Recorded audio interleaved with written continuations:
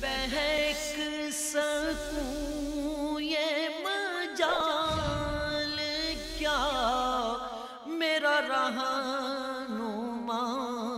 کوئی اور ہے۔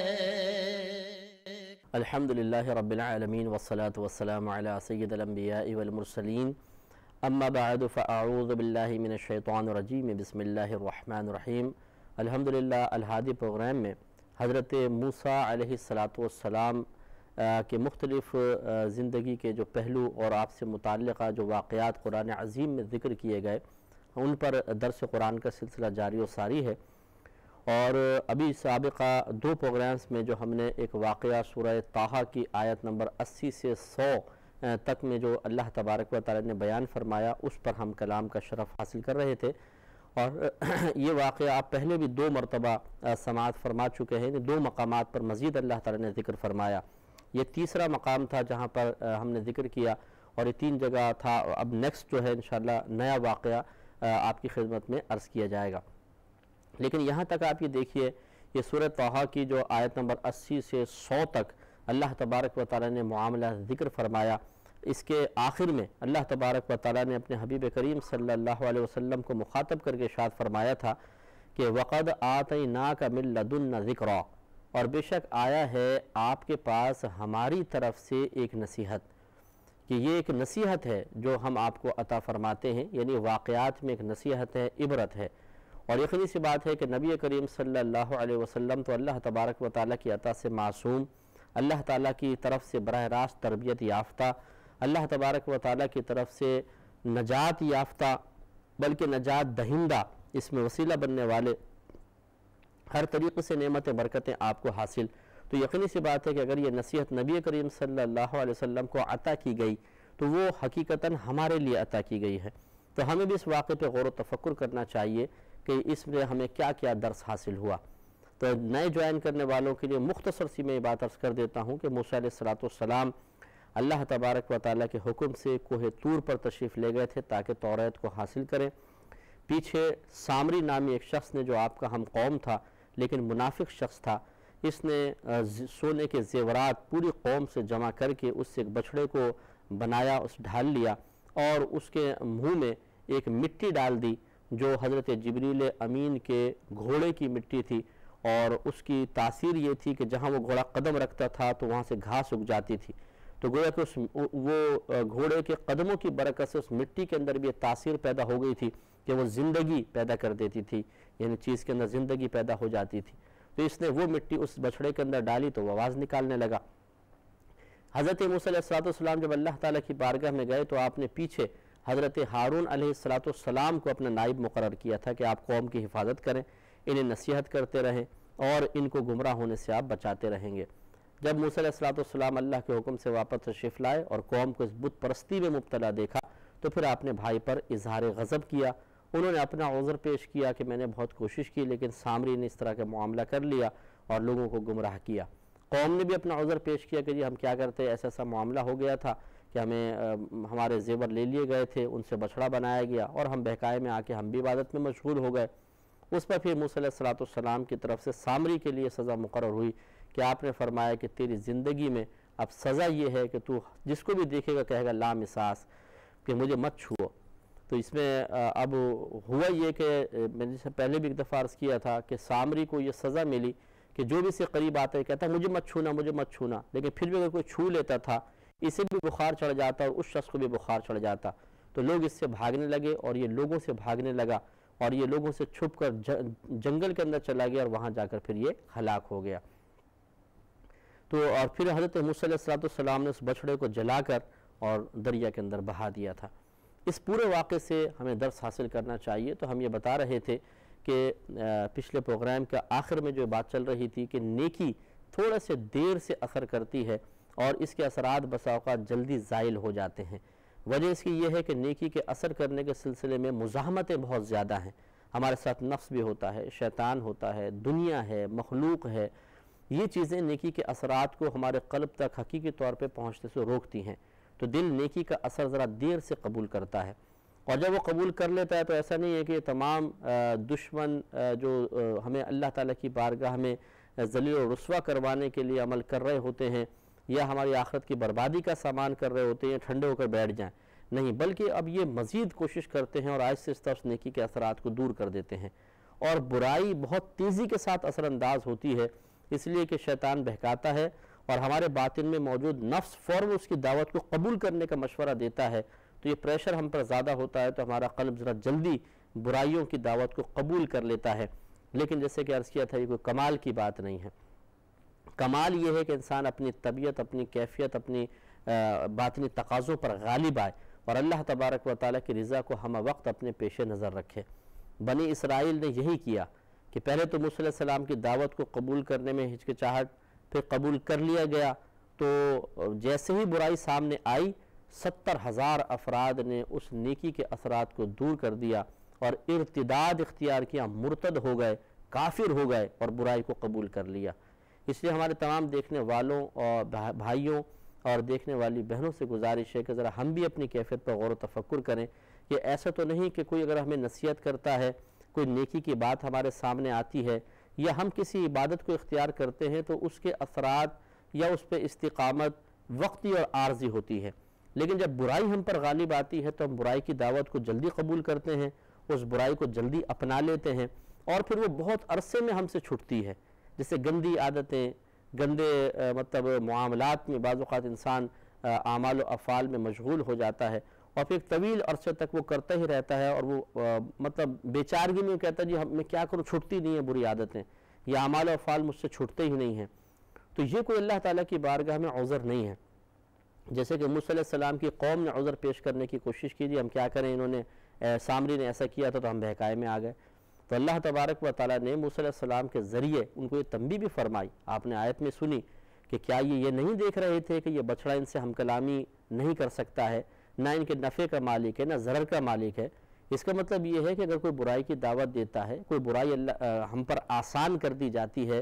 بطور آزمائش اور ہم کسی گناہ کو بہت آسانی کے ساتھ کر لیتے ہیں، تو کیا عقل ختم ہو جاتی ہے؟ عقل تو موجود ہے نا، یہ تو کوئی بھی مطلب عذر قابل قبول نہیں ہے جی مجھے فلاں نے بہکا دیا تھا، فلاں نے دعوت دے دی تھی، بس فلاں کے میں بہکائے میں آ گیا۔ یہ ہوتا ہے کہ چلے بہکائے میں آ گئے، لیکن اپنی عقل بھی تو استعمال کرنی چاہیے تھی۔ جب ہمارے نبی کریم صلی اللہ علیہ وسلم نے واضح طور پر گناہوں سے، خطاؤں سے بچنے کا حکم ارشاد فرما دیا، اس کے مقابلے میں نیکیوں کی معرفت ہمیں عطا فرمائی، نیکیوں پہ چلنے کا طریقہ اور سلیقہ ہمیں سکھا دیا، تو آخر کون سی ایسی چیز تھی جس نے ہمارے ذہن کو مفلوج کر دیا، ہماری ہمت کو پست کر دیا اور گناہوں کے اندر ہمیں مبتلا کر دیا؟ ہمت کرنی چاہیے تھی۔ اس دور میں رہتے ہوئے بھی ہمت کرنا ممکن ہے اور کر رہے ہیں، ہزاروں لوگ کر رہے ہیں، تو ہمیں بھی اسی طریقے سے کرنا چاہیے تھا۔ لہٰذا یہ کوئی عذر نہیں ہے کہ جی فلاں نے بہکا دیا فلاں نے۔ اللہ تبارک و تعالیٰ نے قوم کے اس عذر کو قبول نہیں فرمایا، ان کا رد کیا۔ آپ کو مجھے بھی غور و تفکر کرنا چاہیے کہ ایسا تو نہیں کہ ہم خود گناہ کرتے ہیں، بری عادتیں اپنے اوپر مسلط کر لیتے ہیں اور جب کوئی ہمیں سمجھاتا ہے یا ہماری گرفت کرنے کی کوشش کرتا ہے تو ہم اپنے قصور اور کوتاہی کو دوسرے کے کندھے پر ڈالنے کی کوشش کرتے ہیں، جی میں کیا کرتا، فلاں نے بہکایا، فلاں نے کہا تھا، فلاں نے یہ ہوا تھا، تو یہ کوئی عذر سننے والی عذر قابل قبول نہیں ہے۔ اللہ تبارک و تعالیٰ کی بارگاہ میں اگر ایسے عذر پیش کیے گئے تو ان کا رد بآسانی کیا جائے گا۔ اللہ تعالیٰ کے لیے تو کچھ بھی مشکل نہیں ہے، یہ بالکل آسان اس کا رد ہے، اور جو خود یہاں بیان کر دیا گیا، یعنی ہمیں خود سوچنا چاہیے کہ ہم جو یہ بعض اوقات سوچتے ہیں کہ اگر مجھے پکڑا گیا نا میں یہ کہہ دوں گا، اور پھر ہم ایک تصور قائم کرتے ہیں انشاءاللہ پھر میری شاید بخشش ہو جائے گی، میں چھٹ جاؤں گا۔ نہیں، یہ ایسے آزار ہیں جن کو اللہ تعالیٰ کی بارگاہ میں ہرگز قبول نہیں کیا جائے گا۔ اسی کو میں آسان کے لفظ سے تعبیر کر رہا ہوں کہ یہ اتنے بچکانہ قسم کے آزار ہیں، عذر ہیں کہ جن کو بالکل قبول نہیں کیا جائے گا۔ جی ہمیں فلاں نے بہکا دیتا، ہم کیا کریں؟ تو اسی طرح قوم نے بھی موسیٰ علیہ السلام سے کہا جی ہمیں قدرت و اختیار نہیں رہا تھا، ہم نے بچڑے کی عبادت کر ڈالی، ہمیں بہکا دیا گیا تھا۔ تو اس لیے یہ اچھی طرح یاد رکھیں، اللہ تعالیٰ نے ہمیں مکلف بنایا ہے۔ مکلف ہوتا ہی ہے وہ اس عاقل اور بالغ کو کہتے ہیں کہ جس کو اللہ نے عقل بھی دی اور بلوغت کی دنیا میں اس نے قدم بھی رکھ لیا، اور اللہ تعالیٰ سے ایسے اسباب عطا فرما دیتا ہے کہ اگر وہ چاہے تو اچھائی کو اختیار کرے اور چاہے تو برائی کو اختیار کرے۔ لہٰذا اس بچپنے کی کیفیت سے باہر نکل کر اور اپنے آپ کو بھولا بھالا اور بیچارہ ثابت کرنے کی کوشش کو ترک کر کے اپنے قصور اور کوتاہی کا اعتراف کرنا ہی بہتر ہے، اور فوراً اللہ تبارک و تعالیٰ کی بارگاہ میں رجوع کر کے اپنے آپ کو مجرم ٹھہراتے ہوئے اپنے جرم کا اقرار کرتے ہوئے اللہ تعالیٰ سے طلب مغفرت کرنی چاہیے۔ اس واقعے سے یہ بھی پتہ چلا کہ اللہ تبارک و تعالیٰ کی رضا کی خاطر غصہ کرنا انبیاء علیہ السلام کا طریقہ رہا ہے، لہذا غصہ ہمیشہ برا نہیں ہوتا۔ یہ جو مطلقاً کہا جاتا ہے جی غصہ حرام ہے، غصہ عقل کو کھا جاتا ہے، یہ درست نہیں ہے، بلکہ اس کے ساتھ ایک قید لگانی چاہیے کہ جو غصہ نفس کی خاطر کیا جائے، دنیا کی خاطر کیا جائے، شیطان کے بہکائے میں آ کر کیا جائے، یہ غصہ عقل کو کھا جاتا ہے، یہ غصہ کرنا حرام ہے۔ جبکہ وہ غصہ جو اللہ تبارک و تعالیٰ کی رضا کی خاطر ہو، اس کو تو ظاہر کرنا انبیاء علیہ السلام کا طریقہ ہے، اور اس پر اللہ تعالیٰ کی طرف سے کوئی گرفت کا پہلو نہیں ہے، بلکہ یہ محمود ہے، پسندیدہ ہے۔ یہی وجہ ہے کہ جب موسیٰ علیہ السلام نے اپنے غضبناک ہو کر اپنے بھائی کی داڑھی پکڑ لی اور بال سر کے پکڑ لیے کہ آپ نے ایسا کیوں قوم کو نہیں روکا، تو اللہ تعالیٰ کی طرف سے کوئی وحی نازل نہیں ہوئی کہ موسیٰ آپ کیا کر رہے ہیں، آپ ایک ایسے شخص کو ڈانٹ رہے ہیں کہ جس نے کوشش کی تھی؟ نہیں، اس غضب پہ اللہ تبارک و تعالیٰ نے بالکل کوئی عتاب نازل نہیں فرمایا، کیونکہ وہ غضب اللہ تعالیٰ کی رضا کے لیے تھا، اور عین ایک نبی کی طبیعت کا تقاضا ہے کہ وہ بالکل اظہار غضب کرے جب کسی گناہ کو دیکھے، خطا کو دیکھے، کوتاہی کو دیکھے۔ تو ہمیں بھی یہ بات پر غور و تفکر کرنا چاہیے کہ اگر ہم بھی کسی کے اوپر حاکم ہیں، جیسے پیر ہے، اس کے مرید، ٹیچرز ہیں، اس کے اسٹوڈنٹس ہوتے ہیں، ماں باپ ہیں، ان کے بچے ہوتے ہیں، بڑے بھائی بہن، چھوٹے بھائی بہن ہوتے ہیں، تو کیا ہم بھی اللہ تبارک و تعالیٰ کی خاطر غضبناک ہوتے ہیں، یا صرف اپنے نفس کی خواہش کے تابع ہو کے غضبناک ہوتے ہیں؟ تو یہ اکثر ہم یہ دیکھیں گے کہ ہم اپنے نفس کے تابع ہو کر غضبناک ہوتے ہیں، اور یہ بالکل غلط طریقہ ہے۔ انبیاء علیہ السلام کے طریقے میں چلتے ہوئے صرف اللہ تعالیٰ کی رضا کی خاطر غصہ آنا چاہیے، اور وہ غصہ اس وقت آئے گا کہ جب کوئی گناہ کر رہا ہو، خطا کر رہا ہو، اللہ تبارک و تعالیٰ کی معصیت میں مبتلا ہو رہا ہو، کسی فتنے کا سبب بن رہا ہو، لوگوں کو گمراہ کر رہا ہو، غلط چیز عام کرنے کی کوشش کر رہا ہو، اور یا مطلب وہ ایسے اعمال کر رہا ہے جس کو دیکھ کر لوگوں کی گمراہی کا اندیشہ ہو، تو اس وقت بالکل غصہ آنا چاہیے۔ اب سامنے والا چاہے مطلب اولاد ہو، چاہے وہ شاگرد ہو، چاہے وہ دوست ہو، چاہے وہ بیوی ہو، چاہے وہ شوہر ہو، غصہ آنا چاہیے، لیکن اس کا بھی طریقہ کار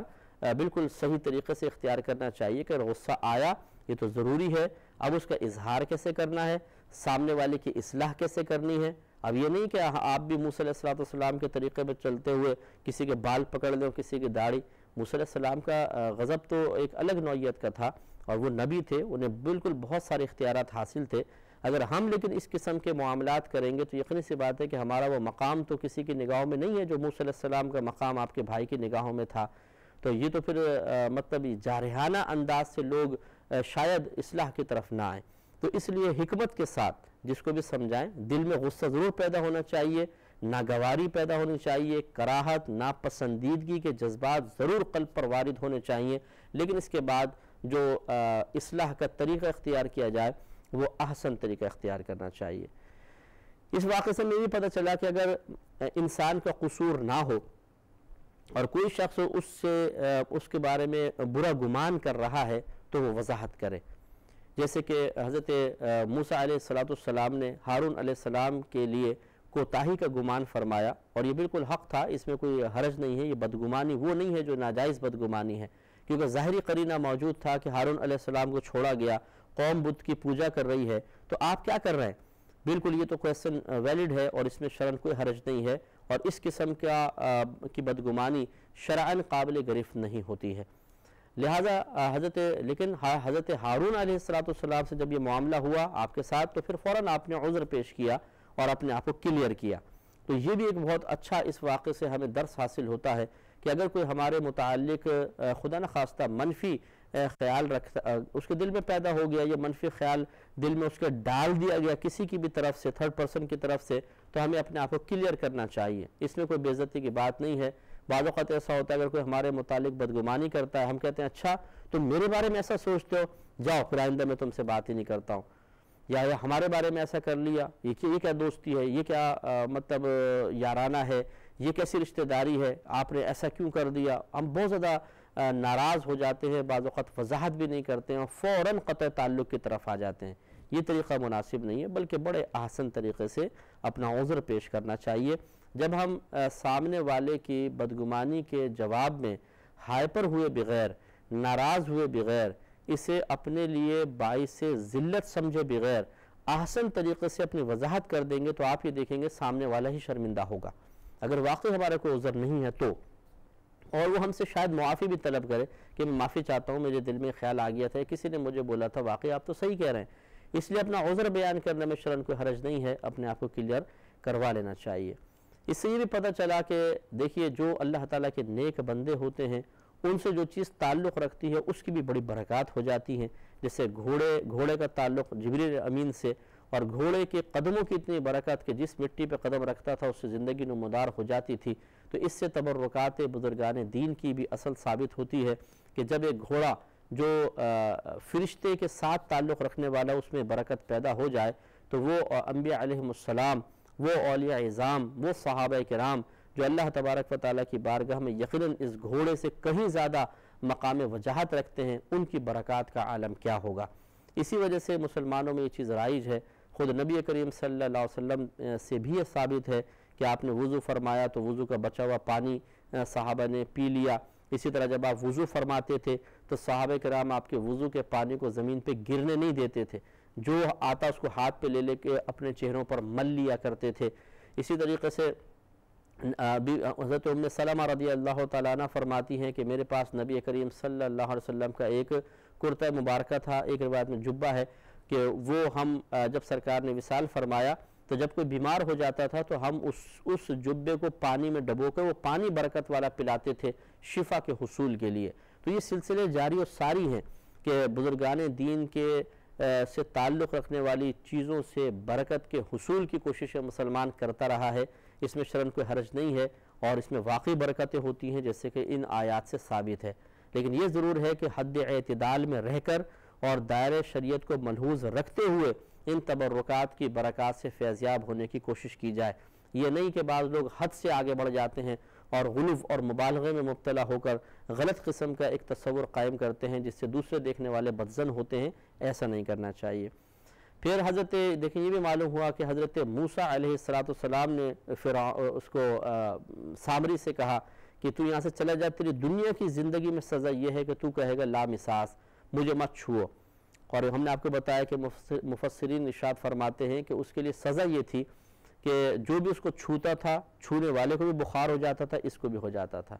اور پھر یہ جنگلوں میں نکل گیا تاکہ کوئی مجھے ٹچ ہی نہ کرے، اور پھر وہیں پر وہ ہلاک اور برباد ہو گیا۔ تو اس سے معلوم ہوا کہ اللہ تبارک و تعالیٰ کے مقرب بندوں کو بڑا مقام وجاہت حاصل ہے، اگر ان کی زبان سے کوئی الفاظ کسی کے لیے نکل جاتے ہیں، خیر کے الفاظ نکل جائیں تو سامنے والا برکات سے مال و مال ہو جاتا ہے، اور اگر ضرر والے الفاظ نکل جائیں تو وہ شدید ضرر میں مبتلا ہو جاتا ہے۔ اس لیے حقیقتاً وہ تو یہ ضرر یا نفع نہیں دے رہے، دینے والی ذات تو اللہ کی ہے، وسیلہ وہ بن رہے ہیں، لہٰذا اکابرین کے سامنے جب پہنچیں تو بڑی احتیاط کے ساتھ معاملہ کرنا چاہیے۔ اللہ تعالیٰ سے دعا ہے کہ اس واقعے سے جو کچھ ہم نے سیکھا اس کو ذہن میں محفوظ رکھنے، دوسروں تک پہنچانے کی توفیق عطا فرمائے، آمین۔ وآخر دعوانا ان الحمدللہ رب العالمین۔